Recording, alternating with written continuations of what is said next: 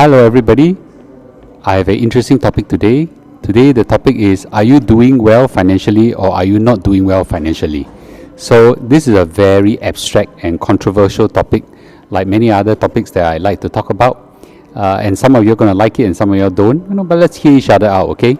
So, if you like this, please remember hit the like and hit subscribe if you haven't followed on channel. I'll be bringing you very interesting abstract ideas of financial wealth management. And again, right? You can choose to believe and not to believe, and what I say is for education and entertainment, and not to tell you whether you should buy or sell stocks. Okay, so first of all, everybody has an idea, right? I'm whether you are wealthy or not wealthy. So there's an absolute position, right? What do you mean absolute position? Means that whatever you earn, is it enough for you to sustain your life, take care of children, take care of family? Is it enough to do this, do that, right? So, but beyond a certain point, which most Singaporeans are, you like to say that, okay, so how do I stand financially? So the question becomes not so much an absolute thing, but most to a relative thing, right? So it's not so much how much money I have, it's how much money I have, is it more than or less than compared to some of my peers in Singapore, or some of my friends or things like that. So Singaporeans are just like any human. We like to compare. Okay, when I was young, I hate it when my parents like to compare my grades against some of my peers, but that's bopian, that's life, right? And when I grew up in a corporate life, I always been put into comparison during annual review, to see whether how I stack against my peers, right? And those who do well get bigger bonuses, bigger pay rise, and those who don't, right? So financially, there is a relative position as well. Today, we're going to talk about relative position. So Singapore household net worth has gone up, okay? Gone up in Q2 in the latest news, okay? Gone up in Q2 in the latest news by a percent. This is a Straits Times article, okay? Has gone up by 8.9%, okay? 8.9% versus last year. So the question really is did your net worth went up by 8.9%? Now some of you are going to say, Mr. Loo, where got go up by 8.9%? I'm still struggling, hand to mouth, right? But the truth of the matter is, versus last year, a lot of stocks have went up. Our properties have went up. So Department of Statistics, which calculate this, actually took account of all this and found that actually the average household net worth has gone up by 8.9%, right? So the total worth is $2.7 trillion. $2.7 trillion.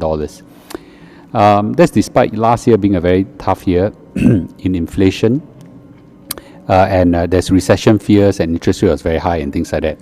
So that's very interesting, right? So what actually went up a lot is not so much your CPF or your shares or whatever. Your house wealth, your residential wealth has gone up quite a lot. Yeah, our houses on average went up by about 9.1%. Okay, although if it's your own occupied one, I don't know how you're going to recognize that in real value. But but still, that should be part of net worth. Okay. And your life insurance, your currency, bank deposits, shares, everything has gone up on average of 6.6%. So this gives you a gauge, right? So if your house didn't go by 9.1% and your net your financial asset didn't go up by 6.6%, so you're kind of not doing as well as relative to the average. Okay, I'm not saying that I'm not casting judgment. I'm just saying from the point of an average, right? So this is one point of difference that you have to make. Okay, one point of difference you have to make, that your net worth, okay, should be growing by 9.1%. So are you doing well financially? Well, that's one point. Are you doing 9.1% or better? If yes, good. If no, then there's something you need to review. You need to look at all your assets, look at all your portfolio, and see how you allocate them in the right way, right? So this is point number one. So point number two is what about total net worth, right? Total net worth. There is another article, interestingly, by Credit Suisse, okay, He came up with a table. It's too small for me to show you this, but in Credit Suisse, they show that that the mean wealth in 2021 of Singapore ranks about 11 in the world, globally, 11 in the world. That means average wealth per person ranks 11, okay?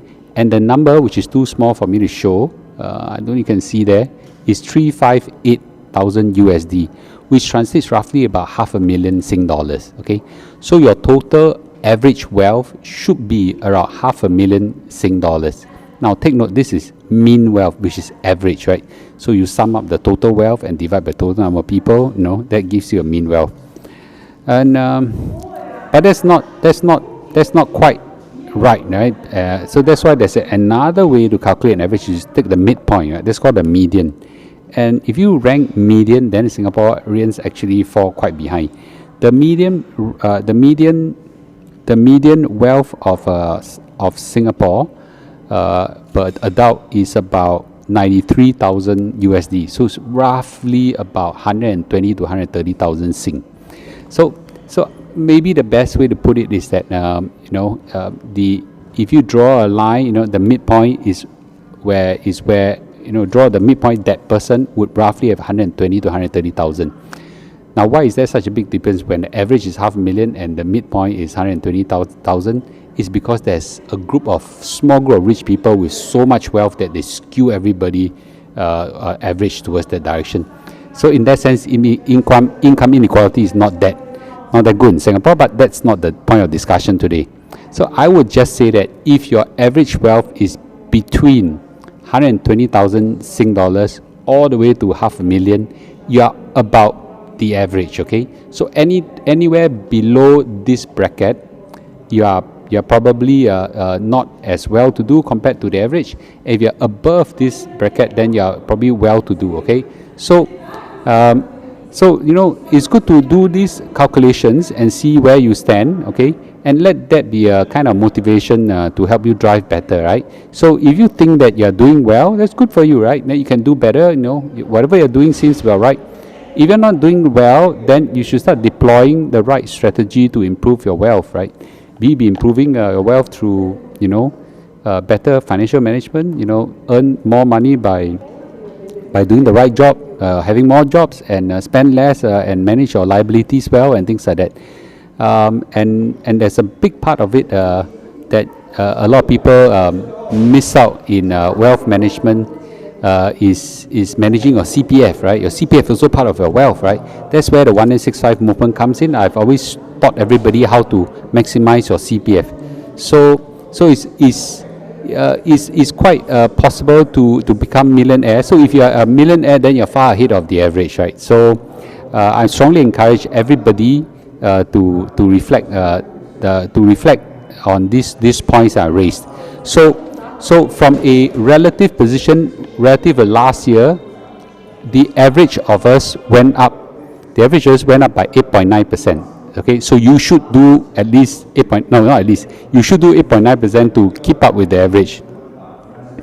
And the average household wealth is somewhere between 120,000 to $500,000. So in between this bracket, you're fine. Okay, average.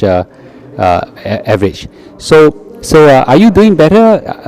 Or are you doing good? Or are you not doing good? This could be a gauge. Okay, this is a gauge. Don't let this discourage you. If you are not, let this be a point that encourages you to do better. Okay, well, this channel is about helping you to do better financially, much better, than what you could do by yourself, right? There's a lot of very wise people in my 1865 Telegram group that offer their advice for free. Join our Telegram channel. Just look for Lu 1865. Lu 1865. There are about 30,000 people there. Lots of community experts there. You'll benefit tremendously from it. Okay. Last is thank you for joining us. May you do well financially, be ahead of other people. Thank you and goodbye.